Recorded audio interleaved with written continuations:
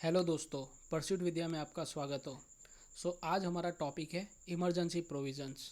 जैसे कि आपको पता ही है कि कॉन्स्टिट्यूशंस के पार्ट 18 में, दैट इज़ आर्टिकल 352 टू 360 में इमरजेंसी प्रोविजंस दिए गए हैं जो सेंट्रल गवर्नमेंट को एम्पावर करते हैं कि वो एक्स्ट्रा ऑर्डिनरी सिचुएशंस को हैंडल करे और देश की सोवेनिटी, यूनिटी और सिक्योरिटी को सुरक्षित रखे। राइट, इमरजेंसी के टाइम सेंट्रल गवर्नमेंट के पास कंप्लीट कंट्रोल हो जाता है और हमारा जो फेडरल स्ट्रक्चर है ये ट्रांसफॉर्म हो जाता है यूनिटरी स्ट्रक्चर में। और इसके लिए कोई फॉर्मल कॉन्स्टिट्यूशनल अमेंडमेंट प्रोसीजर जो है आर्टिकल 368 के अंतर्गत उसकी ज़रूर नहीं होती। इसको ध्यान में रखते हुए डॉक्टर बी आर आम्बेडकर ने बोला था कि ये एक डिस्टिंक्टिव फीचर है जो फ्लेक्सिबिलिटी इनेबल करता है ताकि हम एक्स्ट्रा ऑर्डिनरी सिचुएशंस को कंट्रोल कर सकें without going through the formal constitutional amendment. Right, constitution में 3 टाइप की इमरजेंसी दी गई है। नेशनल इमरजेंसी जो आर्टिकल 352 के अंतर्गत है, प्रेसिडेंट रूल जो आर्टिकल 356 के अंतर्गत है, और फाइनेंशियल इमरजेंसी जो आर्टिकल 360 के अंतर्गत है। आइए हम देखते हैं नेशनल इमरजेंसी के ग्राउंड्स जिसके अंतर्गत नेशनल इमरजेंसी को डिक्लेयर किया जाता है। तो just remember that wear, what is wear? तो वॉर, एक्सटर्नल एग्रेशन और आर्म्ड रिबिलियन। तो फर्स्ट इज़ वॉर। तो प्रेसिडेंट के पास पावर है कि वो नेशनल इमरजेंसी को डिक्लेयर करे जब नेशनल सिक्योरिटी थ्रेटन्ड हो वॉर से। और ये emergency even before the occurrence of the war भी डिक्लेयर की जाती है जब प्रेसिडेंट को लगे कि हाँ डेंजर ऑफ वॉर है। Second, external aggressions. Right. So, President can declare the national emergency when foreign forces threaten the India's territory or its sovereignty. And third is their armed rebellion. Arm rebellion जो है वो उसने replace किया था word internal disturbance को through the 44th constitutional amendment act, क्योंकि internal disturbance का जो मीनिंग है वो बहुत वैग है इसके कारण, और इसका मिसयूज़ भी हुआ था 1975 इमरजेंसी के वक्त। और इवन अगर मान लो जम्मू कश्मीर में वॉर है तो यू कैन से north East frontier agency that is in Arunachal Pradesh external aggression के ग्राउंड पे भी वो लोग डिक्लेयर कर सकते हैं। इसका मतलब कि multiple proclamations on different grounds can be issued simultaneously. जैसे फॉर एग्जांपल मान लो आज की तारीख में जैसे नेशनल इमरजेंसी है तो जम्मू में मान लो वॉर कर दें और गुजरात में मान लो एक्सटर्नल एग्रेशन कर दे, तो ये different proclamation on the different ground भी इशू हो सकते हैं। और ये पावर कहाँ से आया? तो ये पावर आया था 38 कॉन्स्टिट्यूशनल अमेंडमेंट एक्ट से। और इमरजेंसी जो है वो पूरे नेशन में भी लग सकती है या तो फिर कुछ स्पेसिफिक रीजन्स में भी लग सकती है। और ये पावर कहाँ से आया? तो 42nd कॉन्स्टिट्यूशनल अमेंडमेंट एक्ट से। Now will see the procedural safeguards for national emergency. तो एक्चुअली हमने देखा कि 1975 में नेशनल इमरजेंसी का बहुत मिसयूज़ हुआ था क्योंकि इंटरनल इमरजेंसी को डिक्लेयर किया गया था। तो उसके कारण जो 44th कॉन्स्टिट्यूशनल अमेंडमेंट एक्ट आया उसने कुछ प्रोसीजरल सेफगार्ड्स दिए नेशनल इमरजेंसी को ताकि वैग मीनिंग पे ये डिक्लेयर न हो सके। जैसे क्या किया? तो कैबिनेट का रिटर्न रिकमेंडेशंस चाहिए प्रेसिडेंट को before declaring the national emergency. पहले ऐसा कुछ नहीं था। फिर पार्लियामेंट्री अप्रूवल। तो parliamentary approval declaration of emergency के 1 महीने के अंतर्गत पास हो जाना चाहिए। पहले उसका टाइम था 2 मंथ। फिर ड्यूरेशन रिव्यू। पहले क्या था कि एक बार मान लो डिक्लेयर कर दी आपने नेशनल इमरजेंसी तो वो इनडिफिनाइट पीरियड के लिए चलेगी, बट अब पीरियोडिक 6 मंथ्स अप्रूवल चाहिए from the parliament. Okay, so every 6 months there is a need of a approval by the parliament. So judicial review जो है वो भी एप्लीकेबल है। तो 38 कॉन्स्टिट्यूशनल अमेंडमेंट ने बोला कि जुडिशियल रिव्यू एप्लीकेबल नहीं होगा, और 44th कॉन्स्टिट्यूशनल अमेंडमेंट ने बोला नहीं, जुडिशियल रिव्यू एप्लीकेबल है on the grounds of declaration of the national emergency. और पहले अप्रूवल जो था वो नॉर्मली यू कैन से सिंपल मेजोरिटी से था, बट अभी approval requires the special majority, right, that is total membership of the house की मेजोरिटी, यहाँ तो फिर 2/3 of the members present and voting जो भी ज़्यादा हो। और Lok Sabha can terminate the emergency through the simple majority resolutions. So इसका मतलब ये है कि अगर मान लो आपको पास करवानी है तो आपको स्पेशल मेजोरिटी चाहिए और पार्लियामेंट की चाहिए, इसका मतलब लोकसभा और राज्यसभा की चाहिए। अगर आपको उसको नलिफाइड करना है, टर्मिनेट करना है, तो आपको सिंपल मेजोरिटी चाहिए और सिर्फ लोकसभा की मेजोरिटी चाहिए।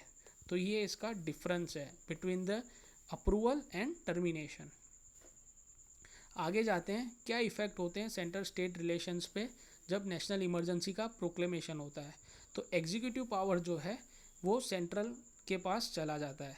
तो centre gains the authority to direct the states executive functions. Okay, state जो है ना वो ऑपरेट करता है बट सेंट्रल गवर्नमेंट के कंट्रोल के अंतर्गत आ जाता है। इसका मतलब सेंट्रल गवर्नमेंट कोई भी मैटर पे एग्जीक्यूटिव डायरेक्शन स्टेट्स को दे सकती है।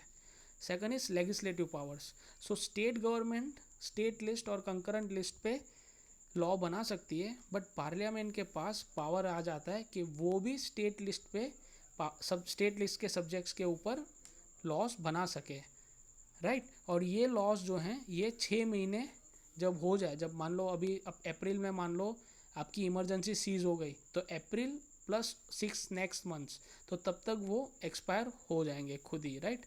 सो after the cessation of the national emergency, उसके 6 महीने के बाद ये laws automatically you can say end हो जाएंगे। Third is financial powers. So president के पास पावर है कि वो मॉडिफाई कर सकता है revenue distribution between the central government and the state government.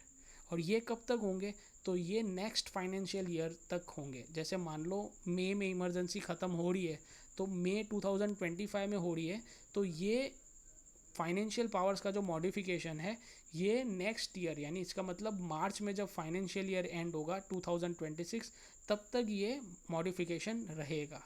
This is very important.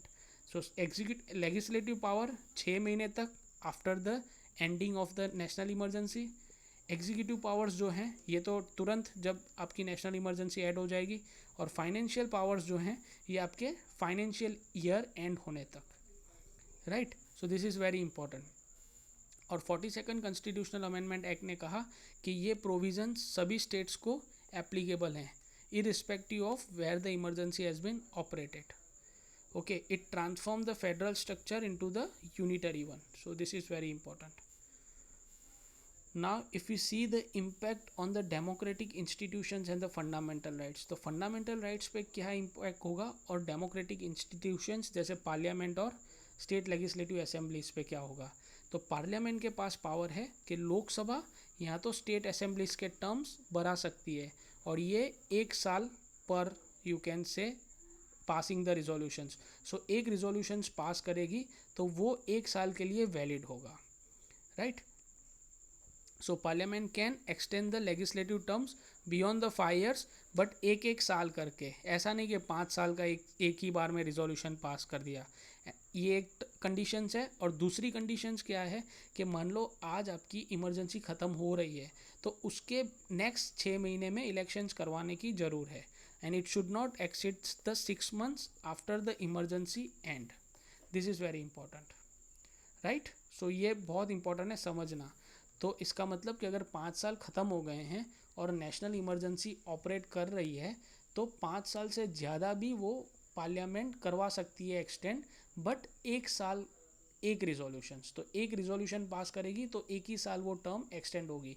अगर 2 करवानी है तो 2 रिजोल्यूशन पास करवाने पड़ेंगे। अगर 3 साल एक्सटेंड करना है तो 3 रिजोल्यूशन पास करने पड़ेंगे। This is very important. But हाँ, अगर इमरजेंसी बीच में एंड हो जा रही है तो उसके नेक्स्ट 6 months में आपको इलेक्शंस करवाने ही हैं, उसके एक्सटेंड नहीं कर सकते, राइट। जैसे 5th लोकसभा में 7 साल का टेन्योर था लोकसभा का, और तब 2 एक्सटेंशन किए थे। फिर आर्टिकल 358 है, वो आर्टिकल 19 को ऑटोमेटिकली सस्पेंड कर देता है। This is very important. Right to freedom and of speech and expression.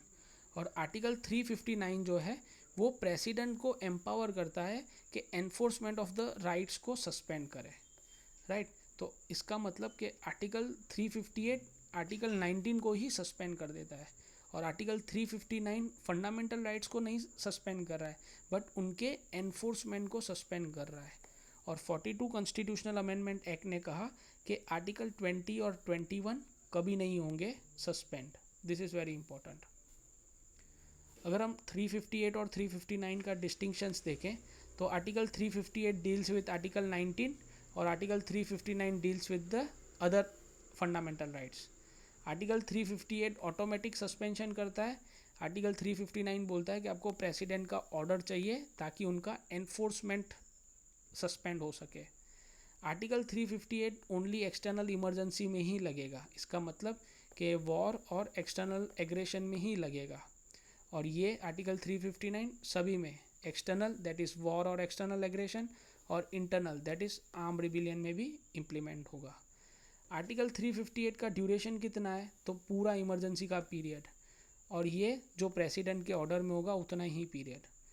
इसका टेरिटोरियल एक्सटेंट पूरी कंट्री में है। इसका पूरी कंट्री या तो फिर पार्ट ऑफ द कंट्री जो प्रेसिडेंट बोलेगा। आर्टिकल 358, अगर आर्टिकल 2021 की बात करें तो यहाँ पे तो एप्लीकेबल ही नहीं है क्योंकि ये तो आर्टिकल 19 से डील करता है।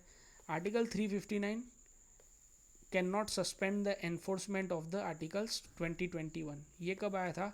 तो ये आया था आपका 44th कॉन्स्टिट्यूशनल अमेंडमेंट एक्ट से, राइट। अगर हिस्टोरिकल इंस्टांसेस देखें हम नेशनल इमरजेंसी के, तो भारत में आज तक 3 नेशनल इमरजेंसीज लगी हैं।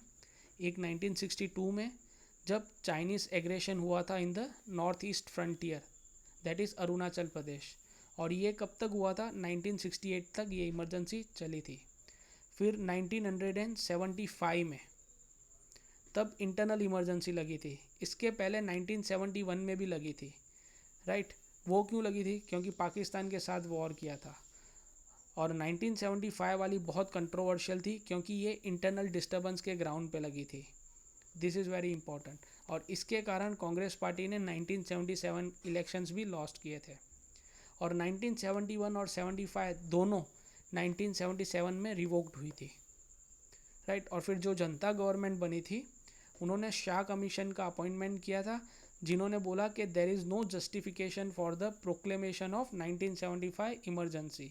सो इसके कारण 44th कॉन्स्टिट्यूशनल अमेंडमेंट एक्ट आया, जिसके अंतर्गत डिफरेंट सेफगार्ड्स आए ताकि नेशनल इमरजेंसी का मिसयूज़ कम हो सके या एलिमिनेट हो जाए। So thank you for watching. If you like the video, please subscribe the channel and share it as much as possible.